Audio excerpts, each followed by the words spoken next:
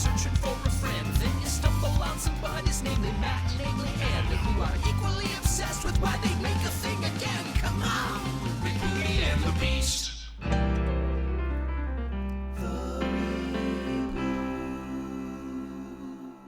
Come here, chicken. This is Rebooty and the Beast, a podcast in 2 parts. I'm En Burke. And I'm Matt Molinaro, and in the first episode we review an original piece of media, and in the subsequent episodes we discuss the reboots, and this one's a little bit of a mixture of both, because we're revisiting, or returning, to the Wizard of Oz series to finish out with Wicked for Good next week. Yes, so we are doing Return to Oz, kind of the rebooty-ish adjacent follow-up to the original Wizard of Oz movie. Return to Oz, a reboot, if you will, of the book. Do you know what year this movie was made? It came out in 85, so right around there. 85, okay. That makes sense. I can see that. Yeah. I love the quote you picked. I call the dogs chickens all the time. I don't know why. I just feel like it fits them. Yeah. Well, they kind of, run and scamper around and cluck. Yeah. So this movie stars Fairuza Balk from The Craft fame in my household. Yes, of course. In her first ever film, I believe. Yeah, I think she had done like a little bit of like maybe TV acting, but this was her first film role, as I recall reading in trivia stuff. Yes. Had you seen this before? I have never seen this before. That doesn't surprise me, because you never liked The Wizard of Oz, so I guess you wouldn't have really been drawn to a sequel. No, but what's really interesting is, even though I've never watched this movie or like been into The Wizard of Oz, though, I remember the books, and I don't think I really read them, but I think I had one of them, because I remember a sawhorse that like came to life. Mm-hmm. And I remember seeing Jack Pumpkinhead on like a book cover or something. Yeah, the character is very recognizable. I mean, it's been done afterwards in many ways, but it is a recognizable character. I feel like I've seen it before. Yeah. I have seen this movie before, but it's been I don't think I've seen it since I was a kid. Like, I was born the same year this movie came out, so I probably saw it, honestly, when I was like 8 or 9. And on like a daytime home from school kind of thing? Yeah, or maybe even VHS, honestly. But I think it kind of sunk into my mind from back then, and I had very little snippets I remembered. I remembered the chicken. I remembered the Dorothy. I remembered Fairuza Balk. I remembered the robot more. I remember Jack Pumpkinhead as soon as I saw him, but I remembered the Tin Man robot guy, TikTok, more. Yeah, TikTok. And other than that, I didn't have a lot of memories, other than I knew about like the detail of Mombi when we meet her, that we'll talk about. Okay. Yeah, I'm excited. Detail. I love knowing a little window into what you're thinking about the movie ahead of time when you text me as you're watching it. Yes. If I know that Matt has seen a movie before and it's my first time as I'm watching it, if I have strong feelings or reactions, I will often text him and say like, what the fuck am I watching? Which is, I think, exactly what I said. Verbatim. Yeah. Oh, man. I couldn't wait to hear what you thought. Did you have any expectations going in? I know you probably didn't watch any trailers or anything, and I know you knew who the lead was, but...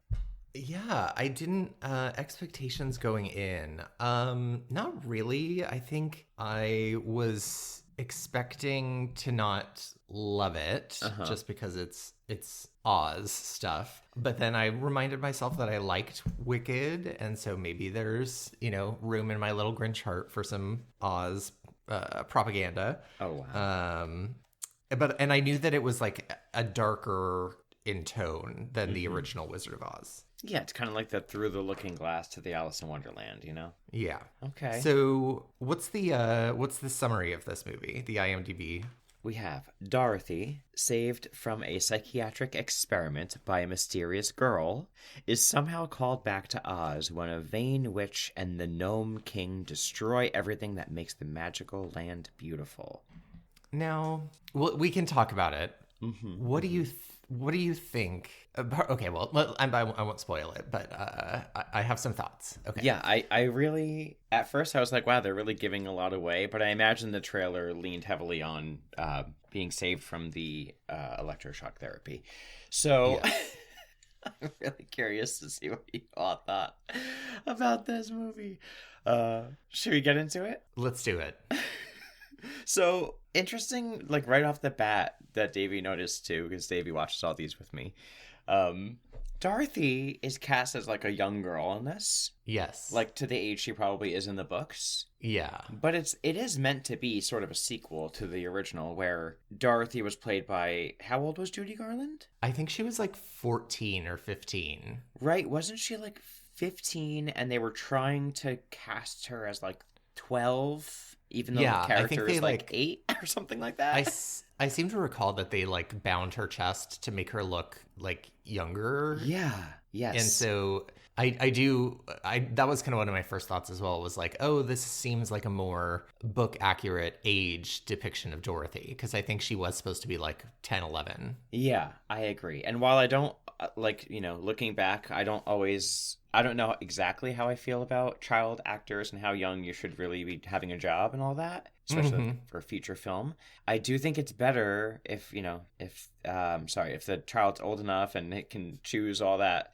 I think it's better for the story, if it's about a little girl, to do this than what they did to both Judy Garland and Diana Ross for The Wiz. Oh yeah. Like, they tried to age her down and age the character up again. Like, then don't make the movie.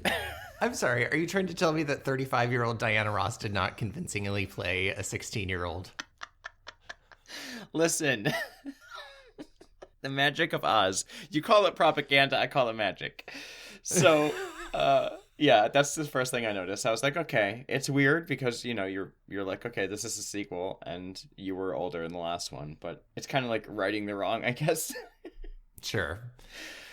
Anyway, I loved it immediately. I'm excited to see this movie, so that's where I was going into it with it. Great. It has a kind of like Little House on the Prairie sort of vibe to the like footage era and general vibe, because right, she's back in Kansas, and we pretty quickly learned that Dorothy is troubled, or at least everybody thinks she's troubled because nobody believes that she's been to this magical land of Oz, and she's having trouble sleeping because she can't stop thinking about, you know, this magical land when she's back in tornado devastated Kansas. Yeah, with her house having to be rebuilt. Everyone thinks she's crazy. There's not another child in sight. No. Her best friend is a dog and a chicken.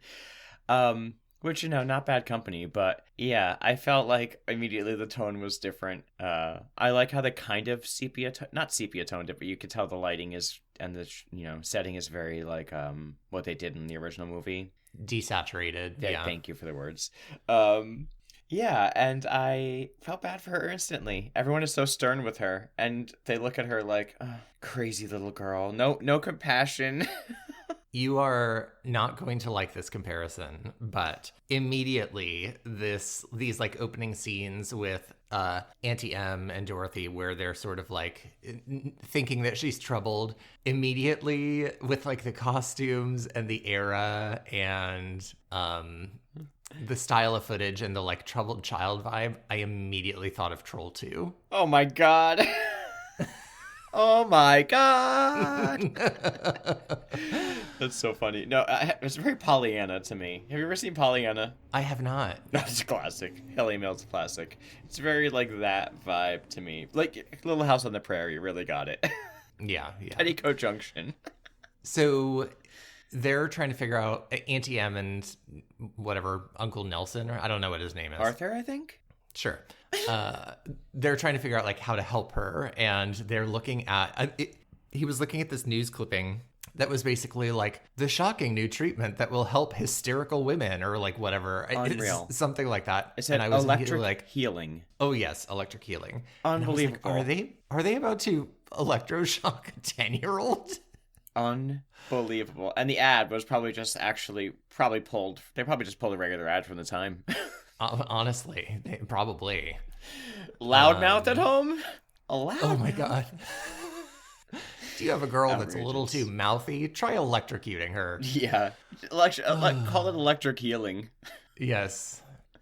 Okay, so... And it's only been 6 months, by the way. We find out 6 months has passed, and they're like, we're sick of this girl. We're sick of this girl who just went through trauma during a effing tornado on her own. We're sick of her blabbing about it. Yes. Anyway, her poor dog is the only one who has anything to say to her. Like, they're all, like, looking around, planning on trying to send her away to some facility to be zapped, and the only one that cares is the little dog. Yes. So sad. Is this American Horror Story? It could be the beginning of it, for sure. So they set out the next day to take her to the doctor. I have one thing to say really quickly about the trip. Oh, yes. It looked like the Oregon Trail. Yes. I was like, is she going to die of dysentery on the way there? What? Where are they? Kansas? This is not Kansas anymore. That, it looked very bouncy and uncomfortable to be on that wagon. Yeah. Anyway. So at the doctor's, we basically cut to a scene of the doctor talking to Dorothy and like asking her about, and basically like trying to catch her in like a fault in logic where he's like, and how did you get home from Oz? And she's like, my ruby slippers. And he's like, and where did those go? And she's like, they fell off. And he's like, I see, you're crazy. Yeah. Gaslighting her. Yes. I also thought that wasn't the gotcha they thought they had. Like, it's very reasonable that the ruby slippers just got left behind. That was the key? That was the key. Oh, and speaking of which, she got a key earlier on. She like found a key that looks like it might say Oz. Oh, right. I forgot, because when she's when she's in her room by herself, like she does every day, I guess for 6 months, it sounds like, looking out the window, she sees a shooting star. And the next day she runs out to see like where she thinks it fell to, because there was like a little like landing light. And then she finds the key that clearly says Oz on it, shows it to Aunt Em and says, this says Oz. And she said, get that old key out of here. And lies to her, actually. She's like, oh, I know what that key is.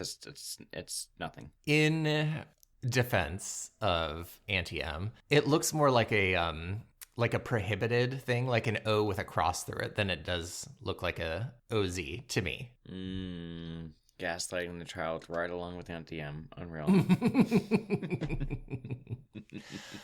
Okay, so the doctor like shows her this like magical device that's gonna help take away her bad thoughts and help her sleep better.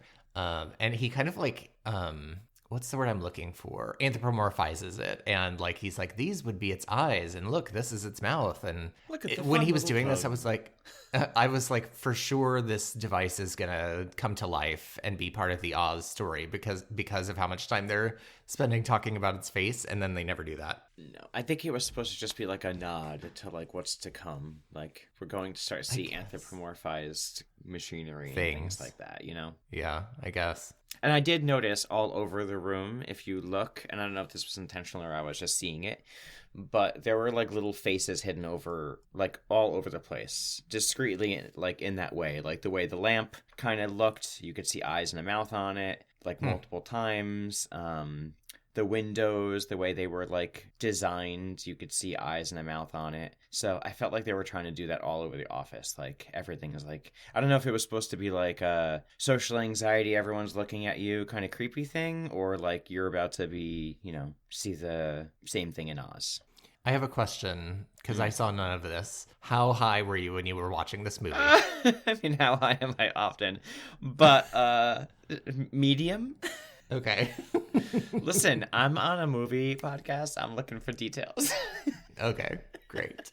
So she gets left there overnight and gets like locked in a... She's how old? 10. 10, and her aunt is like, see ya. Yeah. She's screaming like, don't leave me. And she's like, bye. I think the weirdest part about this for me was up until this point, I mean, and still after this point, this movie kind of feels like a horror film, because there's like, it's eerie, it's unsettling. The people are like, it's shot in such a way that their like silence is uncomfortable. And I was like, I was with the movie to this point, by the way. I'm just letting you know. I was like, oh, this could be kind of cool, like a horror-esque Oz type movie I could be into. Mm-hmm. And I felt like the characters they had were pretty maniacal. Like the nurse was very creepy. The doctors, everyone was so like secretive, and it was creepy. I mean, for a child actress, I think she's doing a great job. I agree. And she's kind of every once in a while, like, I think evoking the Judy Garlandisms of Dorothy, but not too much. And I think that's pretty good for a little kid. Yeah, I would agree with that too. And then she gets locked in her room, and then a girl like teleports into her room. Like the door doesn't open, but suddenly there's a girl in her room who hands her a jack-o'-lantern, and then like vanishes again without opening or closing the door. And then this is so weird for me is they kind of like do a little bit of a cutaway, and when we come back, Dorothy is brushing the pumpkin with a comb. Mm-hmm. And I was like, I guess if you're like a 10-year-old and there's nothing else to do in the room, you would brush the pumpkin with, but not like a plastic toothed comb, like like it had doll hair and there was no hair on the pumpkin. Yeah, my main question was, where did she get the comb? It looked like it maybe was in the room. But why? Like, they're not giving them things to play with and enjoy. You know why? The mysterious teleportation girl from straight out of like Are You Afraid of the Dark, who teleports in and gives her a jack-o'-lantern. You know, why is there a comb?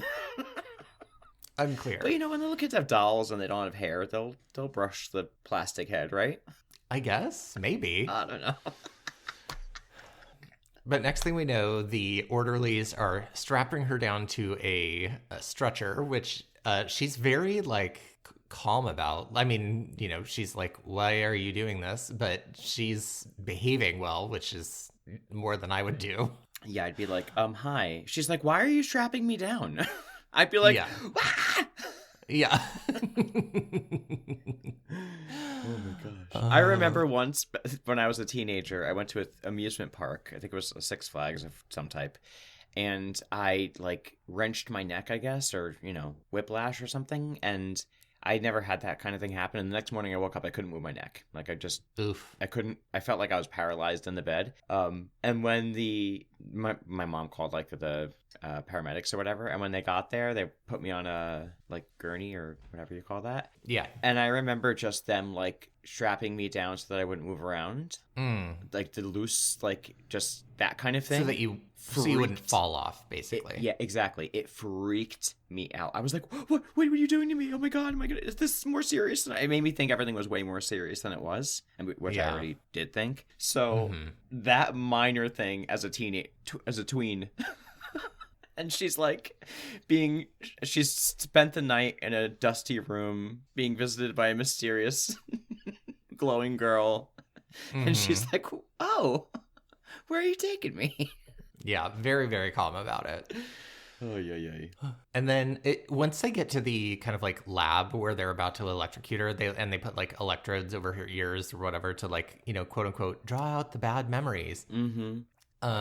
This scene like really felt like Suspiria to me, yes. The original Suspiria in a lot of ways. Yes, I kind of remember that nothing happened. I couldn't remember how, but I was like, I don't think they do this. But we were the whole time like, oh my God, are they really going to do this to this poor girl? Is this going to happen? Well, just as he's about to flip the switch, lightning strikes and power goes out and they hear screaming and like all of the staff run out of the room and just like leave her strapped to the bed alone. Listen, they don't care about the patient here. You could tell. Yeah, clearly. You can tell this place is basically a dungeon. Yes. But then that little mysterious ghost girl saves her. Very Are You Afraid of the Dark again. Yes. I'm and cold. She's like, come with me. I'm cold. And then, you know, runs with her. They're hiding from the people. And then the like head nurse catches them and chases them. And they run out of the house into the woods. In the rain. Yes. And then they jump in what looks like a raging river, which doesn't seem like the right escape strategy. No, I mean, to be fair, the ghost girl does it first. Yes. So Dorothy like really resists for a minute, but then she's like, well, it's either go in there or go with that like Mother Gothel Slender Man woman. So I better get the F out of here. I'd rather die in the water. Yes. But I was like, wow, if this woman is not, like, maniacal enough, she's probably like, well, great, this is the biggest lawsuit. This place is getting shut down. I was thinking the same thing. I was like, she probably was chasing after them going like, oh, God, we're going to get run out of town. These children have escaped. Exactly. She's like, oh, my God, 2 children at the same time? Yeah. can But then explain one, Dorothy- but not two. Dorothy is like in the river and she like climbs inside of this thing that's like half of a crib, half of a jail cell type thing. And then it looks like she's like literally floating in the ocean. There's like a faraway shot that looks like she's in the middle of the ocean. And she falls asleep and then she's kind of awakened by, it's so funny. It's clucking. It's chicken clucking. And I was like, oh, maybe there's a chicken nearby. And then the clucking becomes like super fake clucking, like somebody going, bog, bogok.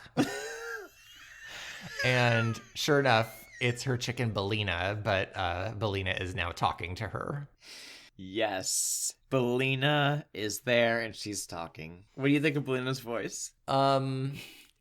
Expected. It's an expected voice for a chicken.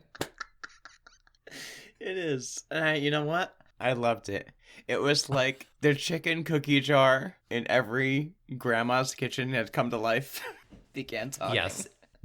I have a feeling you got sick of the chicken. Oh, 100%. Yeah. Very quickly, I was tired of the chicken because she talked everything like this, Dorothy. She was a little Blanche Devereaux. Yes. Oh, I couldn't wait for you to hear your thoughts on Belina talking. As soon as I just know you so well that when Belina started speaking, after my initial glee and delight of my own, the glee and delight was replaced by an all-new feeling of glee and delight at knowing that you were hating it. Accurate, yes. I was... Okay. So she's got her friend the chicken. Instead of Toto, we got Belina. Yes. A major downgrade, in my opinion. I would much rather spend a movie looking at a dog than listening to a Southern Fried Chicken. So they're in a place called the Deadly Desert where anything that touches the sand turns to sand. And there's some claymation effects in this movie, which I was like, it immediately took me back to like Clash of the Titans and some of those other movies with the claymation. Yeah. But there's like rocks around who have, honestly, what I think we're meant to believe are eyes, but are kind of indistinguishable from buttholes that just open on the rocks periodically to kind of like look at Dorothy and like see what she's up to. Oh my gosh. I think they look like eyes. Okay. Rocks with buttholes spying on you in the deadly desert. That's chilling. Oh my gosh. Yes, I liked some of the effects they did, although the green screen Not great. not great. Oh my gosh. Then they come upon a fun little Oz plant called a lunch pail tree. Yes, where they get their lunch from. Bon appetit. I would love a lunch pail tree. I mean, I guess it depends on what's in it. Like if all it is just like sandwiches, shitty sandwiches. How about a sandwich? I mean, if it's a good one, like a deli sandwich and not like a 2 pieces of Wonder Bread with a slice of bologna in it. That'd probably be like an underripe. Anyway. So the Rock goes underground and tells somebody named Your Majesty that she has returned to Oz and she's come with a chicken, and the demonic voice screams, "A chicken!" I love that. And that happens like 25 times in this movie where they'll be like talking about everything and they're like, and don't forget the chicken. And it's not explained until literally the last 7 minutes of the movie. But it was very strange as if you were to be like, why are they so obsessed with this chicken? It was cracking me up every time they were like shocked and appalled about their chicken being there. It felt very like if this were like Young Frankenstein. Yes.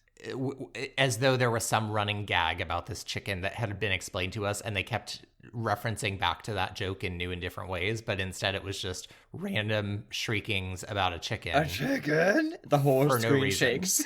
Like it's like Yes. Monty Python, but not. Yes. Oh my gosh. Let's see. So Dorothy finds her old house and she finds the yellow brick road in disarray, and she runs down it thinking something must have gone wrong. Mm-hmm. Which is fair to say. I mean, the whole world looks desolate and the road is broken brick. Yes. And the house is here and there's no Munchkin Land. So Correct. figure it out, girl. You got it. Something's wrong. Yes. And then there's another cut of The Rock reporting to His Majesty saying that they've discovered the Yellow Brick Road, and His Majesty says, well, they won't get past Mombi.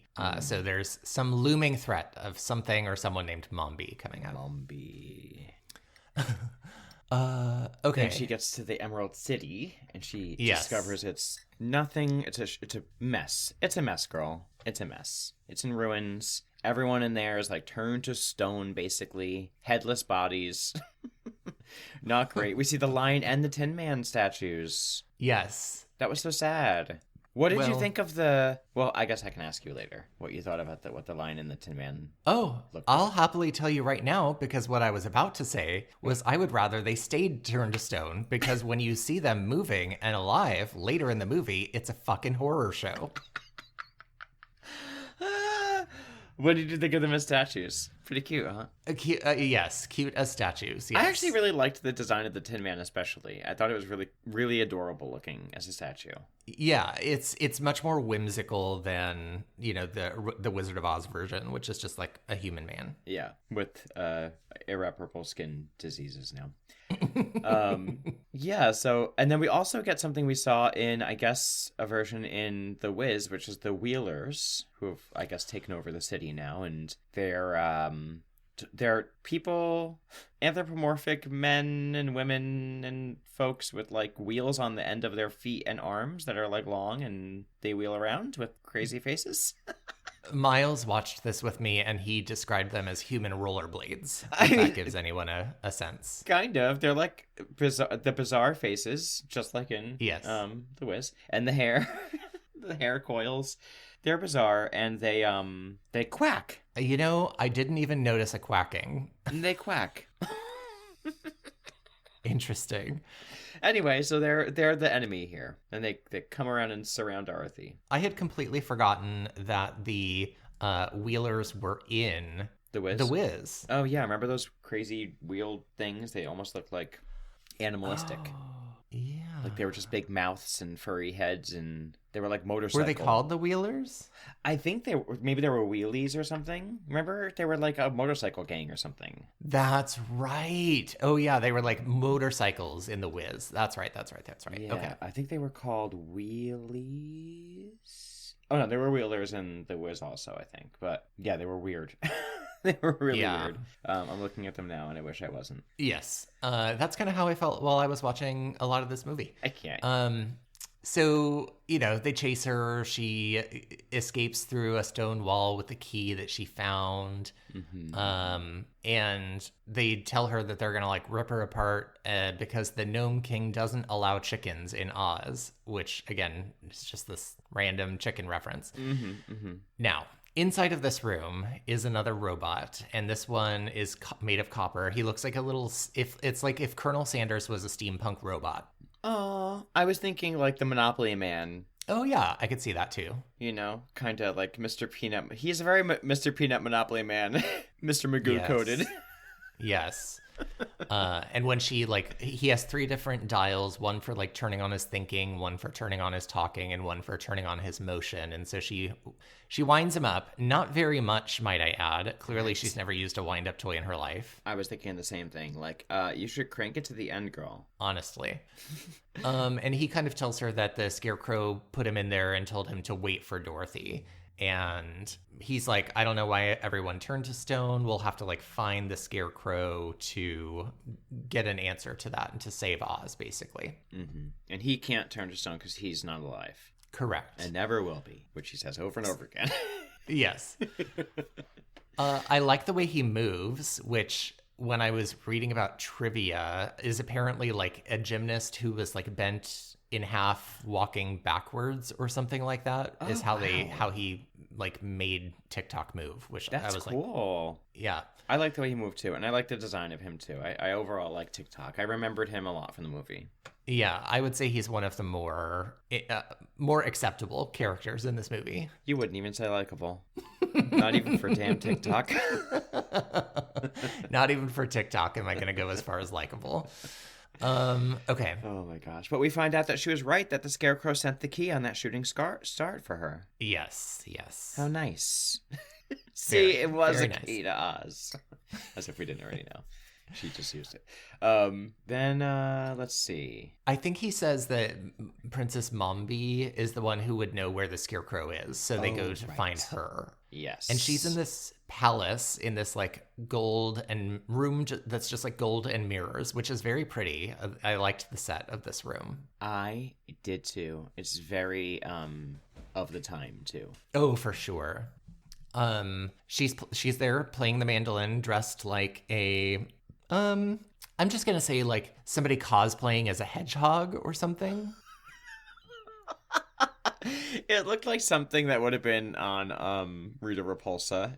Yes, that's a little perfect. bit, you know?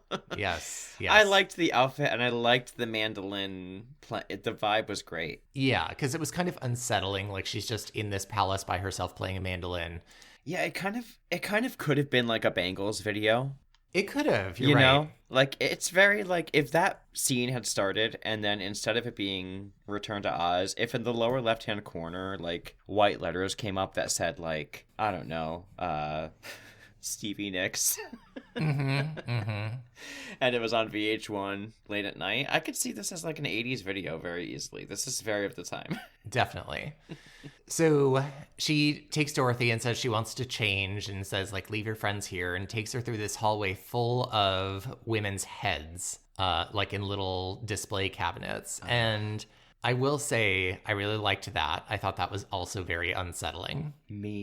This is the part I remember. I remembered that Princess Mombi had different heads, and I could not wait to see the room of heads. I remember this as a kid, like being like, "Oh my god, this is so weird and cool." Yeah, this was a total surprise to me.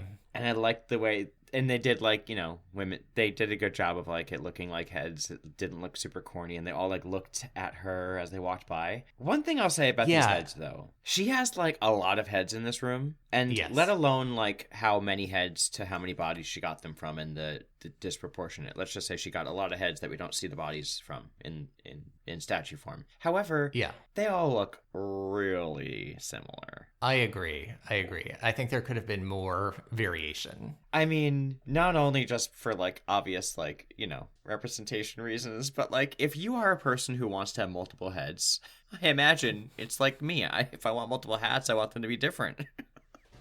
You don't want just like 10 hats that are basically the same thing with like one stitch different. I'm just gonna poke a little hole in your bubble your theory there. Why would you need multiple heads? I don't think anyone needs multiple heads. She does. She is a head changer. She's a head turner. And she likes to change it up. So obviously she likes different heads. I imagine it's for the style. Maybe it's for the brain. There's something eerie though. Does that mean that like where Mombi thinks from is in her torso somewhere or something? Oh, does that mean she follows her heart? Oh God. Okay. I was trying to point out the horror aspect of this situation, and you turned it into a little chicken soup for the soul moment. I mean, it must be an essence because she doesn't think from every head, right? And every head doesn't not have a brain, because if that would suck, you know, the end. Later on, all the heads speak on their own, so they're clearly still thinking and stuff too. Mm-hmm. Right. It's unsettling. Something's not right. Something's not right. This woman has a room full of heads. Yeah. So she tells Dorothy that like you're kind of cute. You'll never be. She literally tells her like you'll never be glamour. You'll never be beautiful, but you'll be pretty enough that I'm gonna lock you in a tower, and then when you're older, I'm gonna take your head. Mm-hmm. Wow. So rude and so nasty. And playing the long game. Like I'm gonna keep you for years until I like your head enough. Yes. Like I can't even keep a plant alive. And then, so she locks her in the tower, and, she decides she's going to lock her in the tower. That's right. And then Belina and TikTok try to stop her, but TikTok runs out of action points before he can. And Mombi has Dorothy in one hand and the chicken by the legs in the other, and they're running through her palace. And she is just tossing that chicken around like nobody's business. I feel like if PETA saw this, they would be really upset because I was like, please be kinder to that chicken. And you too. Shut up. Words can hurt. Oh my gosh. Yeah, so they're all locked away. It's very sad. It is. But she could see not... the mountain of the Gnome King from the window. Yes. And she's not alone for long because she hears somebody say, Mom? And then she turns around and there is a jack-o'-lantern with a body, and his name is Jack Pumpkinhead. And she kind of like reattaches his broken limbs, and he tells her that he was brought to life by Mombi, right? Yes, Mombi with her powder of life. Okay. And that if she had any more powder of life, it would be in Cabinet 31 with her original head. It was at this point in the movie, Matt, by the way, where I was, because at this point we're like maybe an hour in, there's maybe another hour left. And I was like, this movie has no like driving plot line. Like what's Dorothy doing? She's trying to find the Scarecrow, who is supposed to have taken over Oz, to find out what happened to Oz. Yeah, but it really feels just like somebody snorted a lot of cocaine and then wrote one scene and then went, okay, so now they're here and then I'm going to take them here and this other weird thing is going to happen. My theory is that they had an idea of making the sequel, and they had an idea of the cast of characters they wanted to put in there that would be in the world of written Oz, that would kind of be alternatives to the original story. But they didn't have a way to make those characters interact, because I read that I think this is based on 2 books out of the Oz series, kind of like mixed together. Yeah. So I think they were like, okay, we want TikTok because we had the Tin Man. We want Jack Pumpkinhead because we had the Scarecrow. We're going to have her put him back together. It's going to be similar. It's going to be similar. Instead of the oil can, she's winding the dials. We're going to have an animal version later too, who is kind of like just, there for the ride and has a silly voice. And what 3 characters in the world of Oz fit those bills? They picked these 3, and then they were like, okay, well, they don't have a storyline together in the books, so how can we put them in a movie together and also involve the original cast so everyone really gets that it's related? And I think the most annoying part of all of that to me is in the original Wizard of Oz, like they had each of the characters had their motivation and their backstory that like explained why they would go on the adventure and all of that and what they wanted at the end.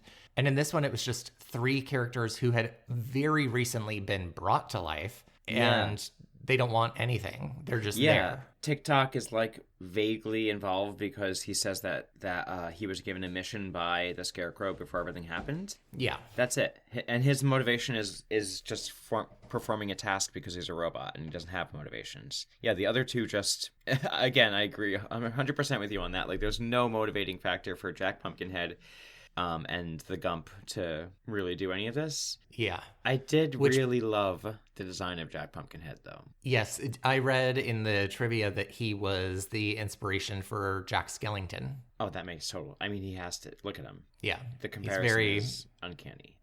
Yeah, it's a 1-to-1. Yeah, and I love Jack Pumpkinhead, except for I am creeped out. I don't remember how I felt about it as a kid, but the mom thing... Very creepy. Very, very, very creepy. Can I call you Mom? Okay, yeah. Peter Pan. Like, let's chill. An adult pumpkin man calling a 9-year-old mom throughout the movie is yucky. It doesn't feel good to watch. It doesn't give what they think it's giving. No.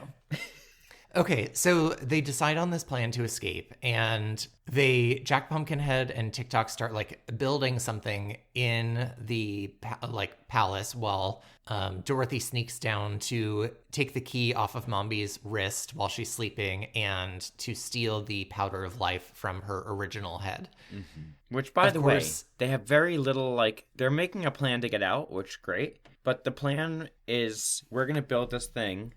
Fine, and you're just gonna go get the key from her and get the powder in the head. Like, that's just you're just gonna do it. Yeah.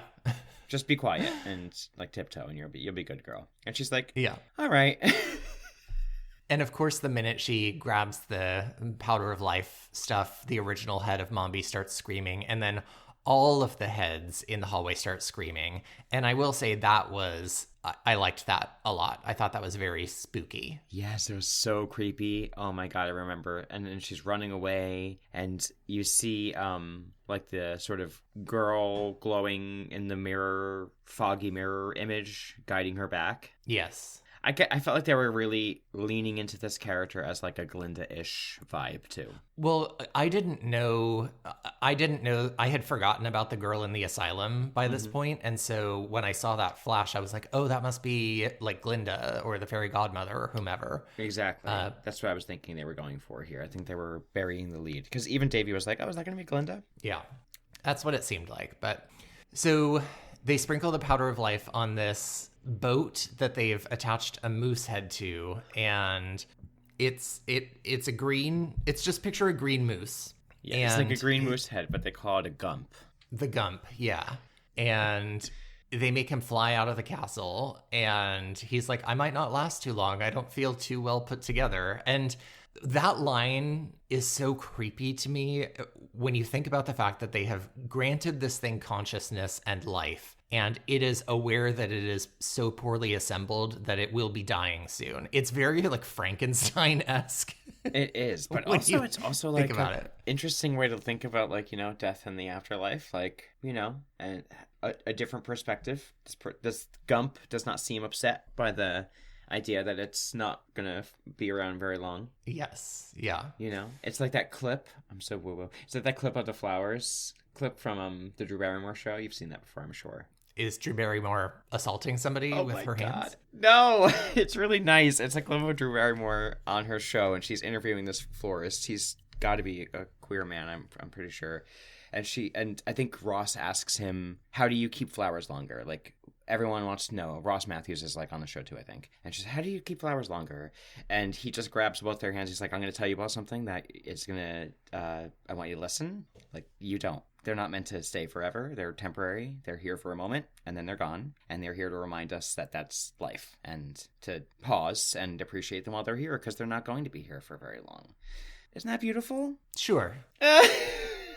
But it's like a different way of thinking about life, kind of like the Aiel in our books that we read, when they say, like, death is a dream you must wake from to sleep again or dream again, is it? Yes. You know? The gump. Yeah, it's a different perspective. You're right. I'm sorry. It's not a horrifying Frankenstein situation. It's a wisdom on the futility of fighting against death. Isn't that nice? And they had all that in mind, I'm sure, when they made this. They were like, you know, we're going to really make a really powerful moment, and very effective all these years later. Yes.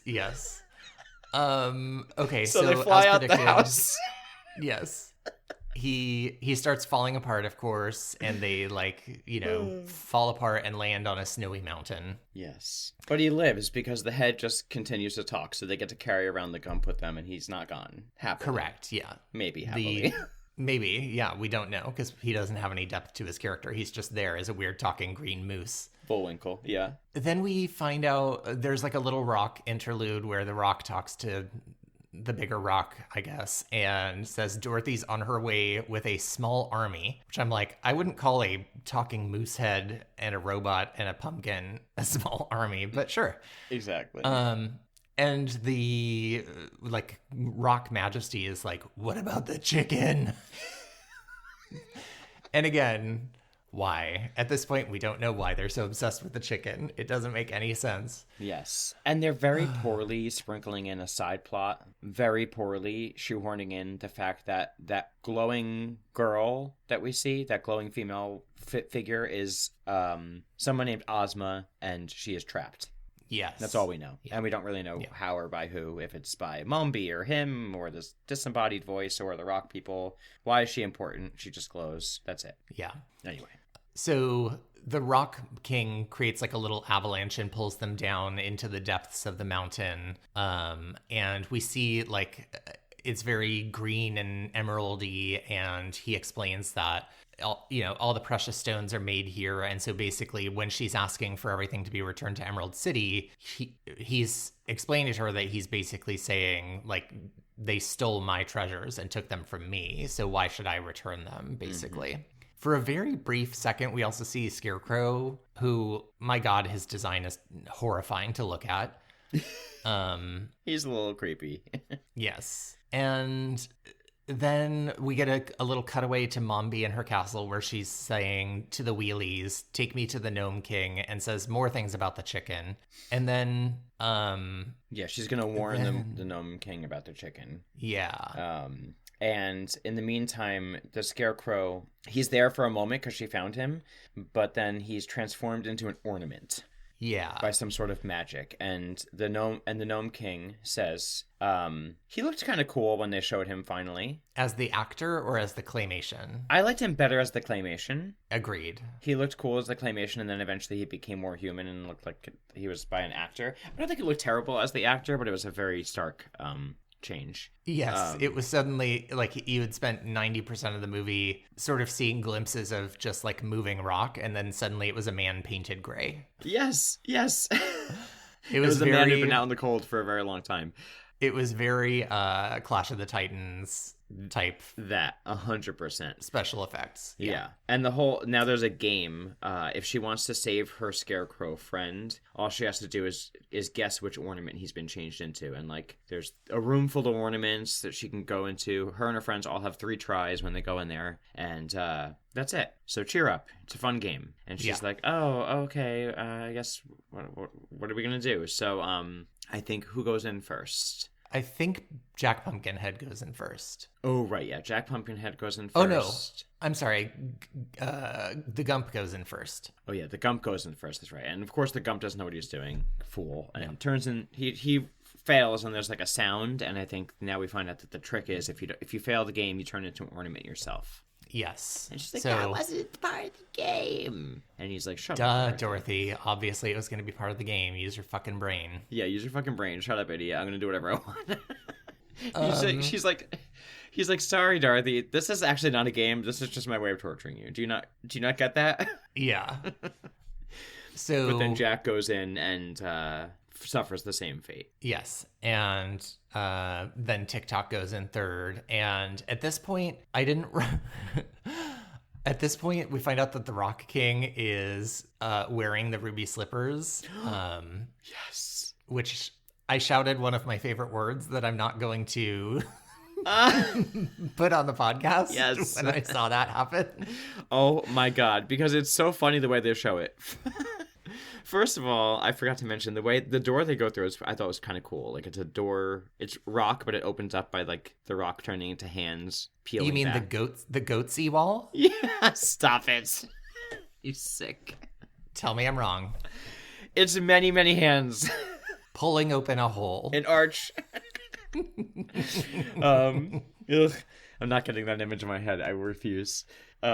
But yes, I thought that it was shocking when they showed the man in his cold outfit, the Rock Man, and then they just pan out, and you see a full body image of him for the first and only time in the whole movie, I think, and they just show in the darkness on his little precious feet.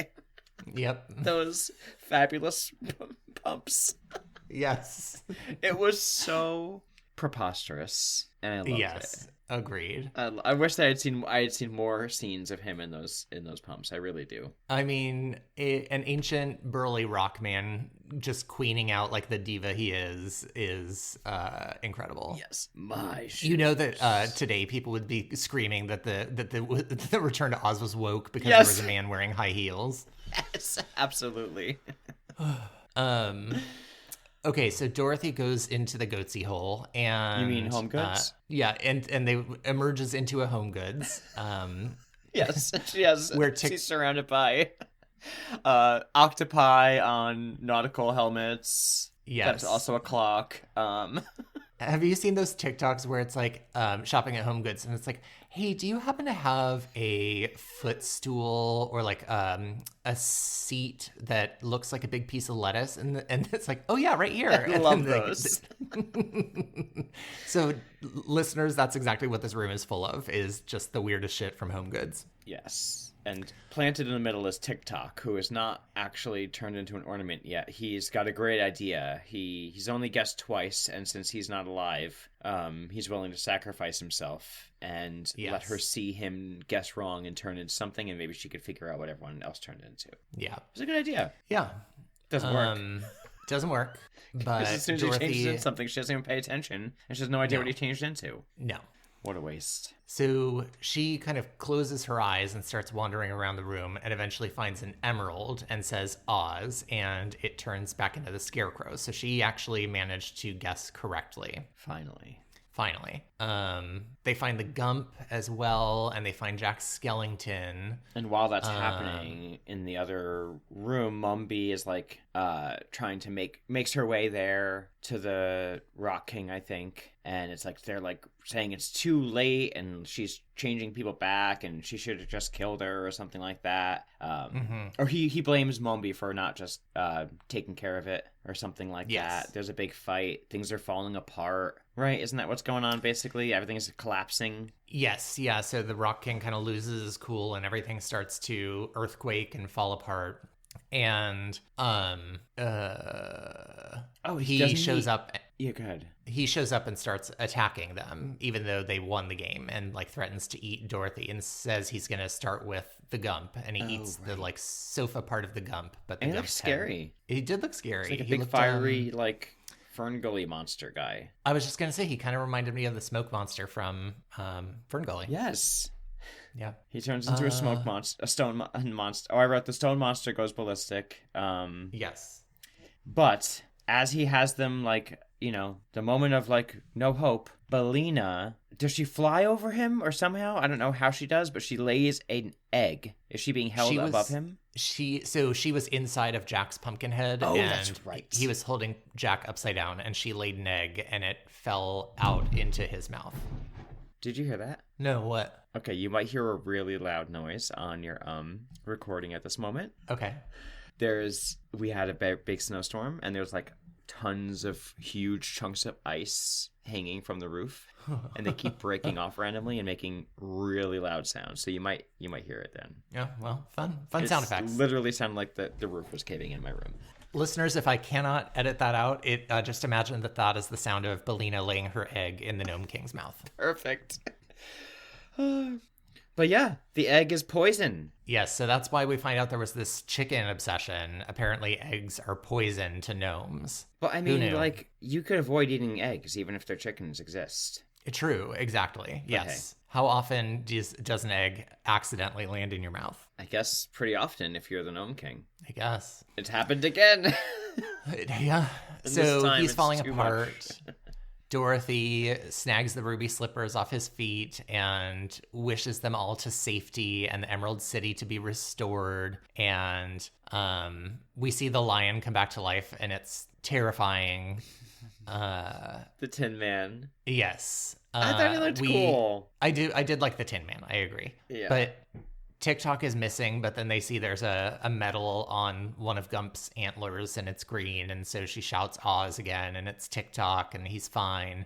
Mm-hmm. And then there's like a little parade where Dorothy is riding the horrifying lion, and they ask her to be the Queen of Oz, but she says she has to go back, and she says she wishes she could be in both places at the same time. And then she sees in the mirror the girl from the asylum, only she's like wearing a Ren Fair costume.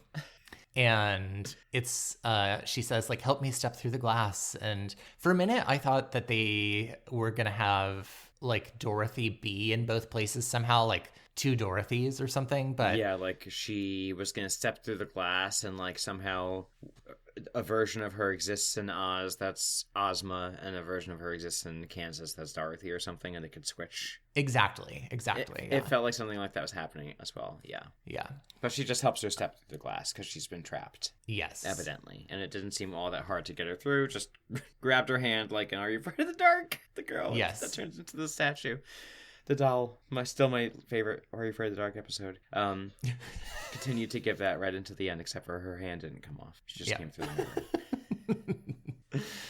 mirror. And it turns out the reason she's been trapped in the mirror the whole time was in exchange for the Gnome King giving heads to what's her Mombi. name? Mombi. Yeah. Feels like a weird deal. Agreed. But whatever. She's back. She's happy. Queen of Oz. Hooray. Hooray. And Oh, and she Belina's a says hero. Yes, Belina's a hero. Everybody loves Belina. And they're going to wish Dorothy back to Oz, but Belina decides she wants to stay. So Belina's going to stay behind in Oz. She's got the right idea. She's like, I'm not going back to there. Are you kidding me? Honestly. And then the wish starts to happen, and Dorothy is like, it's so bright because like it starts like flashing white. Mm-hmm. And listen, all I'm saying is if I were in charge of this movie, when Dorothy regained consciousness, I would have had her on the lab table in the lab and have you as the viewer wondering whether any of this happened or if the electrical shock actually took place. Interesting. That would have been interesting. Because when everything starts to go wrong, he flips the switch just as lightning hit the lab or whatever, and so it all turns off, and then all of this happens. But if you had her regain consciousness in the lab, maybe it all did happen. Exactly. So, anyway. Not what they do, though. She No. wakes up, I think Toto is waking her up, and Uncle Henry, that's it, Uncle Henry. Yes. And Aunt Em are there, and they're like, oh my god, and it turns out the clinic burned down, and I think they're arresting the nurse or something, or she's being taken away in some kind of car, I wrote down. Yeah. It looks like they're arresting her for like mistreating patients, but the doctor died. So I think, we're meant to believe that the doctor was the Rock King and the nurse was the Queen Princess Mombi. It's the same actress, so that worked out. Yeah.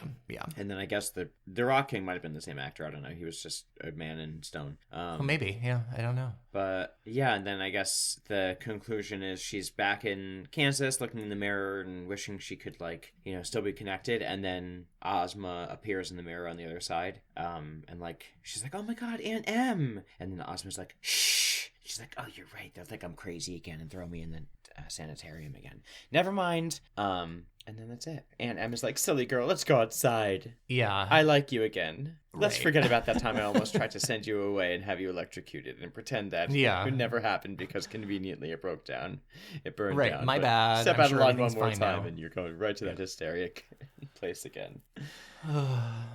Okay, Yikes. well, I only have 2 pieces of trivia that I didn't already mention. Mm-hmm. One is that this was the directorial debut of the director Walter Murch, and it remains the only film he ever directed. Really? Yeah, which I just think is so interesting. And then the role of Belina was played by about 40 different real chickens. No. Each of which were good for different things. Like they were in their little chicken coops tagged like this one's good at perching, this one's good at sitting, this one's good at carrying, this one's good at running. So they like would swap out the chickens for different purposes. Oh, I love that. Yeah. I read that even though they're not featured in the story, at the end of the movie, there's a bunch of characters from the world of Oz that are featured. And I'm not familiar with all of them because I haven't read the Oz books. But I thought that was kind of a cool little nod that they included things like that, where they definitely didn't need to. They probably had to create costumes for them. Yeah. And other than that, I think... Oh, I read that... Oh, this is kind of crazy and I think so unnecessary and strange.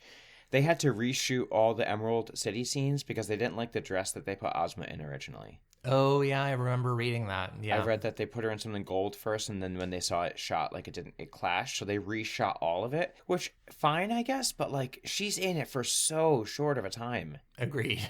Like, is that the best use of your time and energy and money? Right. Very strange. Yeah, I thought that was interesting. But okay, Do you have ratings so for me? You want the ratings? Yes. Okay, IMDb 6.8. Tomato meter, Rotten Tomatoes is 59%, and then the audience popcorn meter is 71%. Okay. Interesting. That's kind of about what I would expect. I'm going to give it a 4. A 4. Yeah, I didn't love it. There was just enough that I didn't hate it, but I didn't love it. Ooh, okay. I liked it. I enjoyed it. I'm gonna give it a, let's see. I'll give it like a 7 and a quarter. 7 point.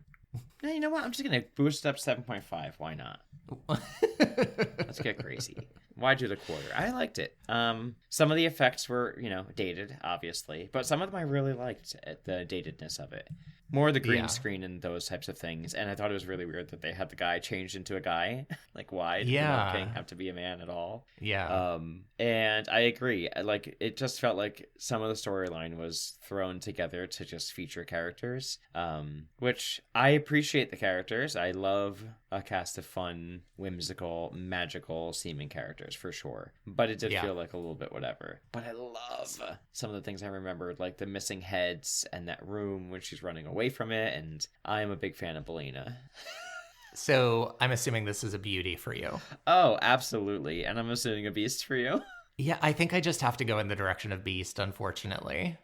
What do you think of Fairuza Balk? I mean, I loved her in The Craft. What did you think of her in this as a kid actor, honestly? I mean, you know how I am about child actors, and she definitely wasn't she wasn't Kirsten Dunst or that boy from Have you watched Adolescence, by the way? Adolescence. Oh, no, I haven't. Netflix. Okay, you have to, because it's only 4 episodes. Every episode is an hour long, and every episode is one single shot. Is it good, or is it hyped? It's incredible. It's incredible. And the boy that they have acting in that is phenomenal. So anyway, I was just thinking about actually truly amazing child actors. She's fine. She's not incredible. Her facial expression is kind of one note for a lot of the movie, but I think she did just fine for a child actor. I think she did good. I mean, normally when I'm watching child actors, I'm usually over it. I'm ready by the third scene to just be done with them. Yeah. So I had no time in this movie that I ever feel she's annoying. Is she doing anything anymore? I don't know. I kind of don't think she's particularly active. Interesting. Wonder what she's out there doing, if anyone knows. But all right, so next week we are going to be wrapping up our Oz series, unless they decide to extend it down the line and do another Wicked. But we're going to do Wicked for Good, the second part of, obviously, Wicked from last year. That's right, yeah. We've both already seen it. Yes. So we can reserve our thoughts for now. But I will say, I will have a little extra bonus information because I just saw Wicked on Broadway last week. Oh, true. I forgot about that. Okay. Interesting. Yeah, that'll be fun. That was not planned for this. I'm not I don't have the kind of income where I'm just buying the Broadway ticket for the show. No offense. We had planned it just because we're Broadway people, and we live near New York, and so it was great. It was excellent, and so I got to see the actual Broadway production of it. So I get to see what the differences were from the movie. From the movie. Oh, good. I'm glad. I'll be interested in that perspective. And listeners, did you know that this podcast is free? And if you like free stuff, it would be great if you could just subscribe to our podcast. And it's free to do so on whatever platform you're using to listen to our episodes. Absolutely. And also free is word of mouth. It doesn't cost you anything to let someone know how great we are and how much you love our show and how they would love it too. We're constantly sharing things on social media and on Reddit. Let's share something fun and nice for once. That's right. Our social media is RebootyPod on Instagram, and you can email us at rebootypod@gmail.com. We love getting emails, so send us a note and say hi. And we also have a Patreon. It was on pause just like our show was, but we'll be back and running, and there's tons of content on there if you haven't subscribed yet. So you should check it out at patreon.com/NandMatt. We do lots of movie reviews for things that are not reboots, so if you like this, you'll definitely like that. Yeah, and thank you so much for listening to Rebooty and the Beast. See you next time. Bye. Bye.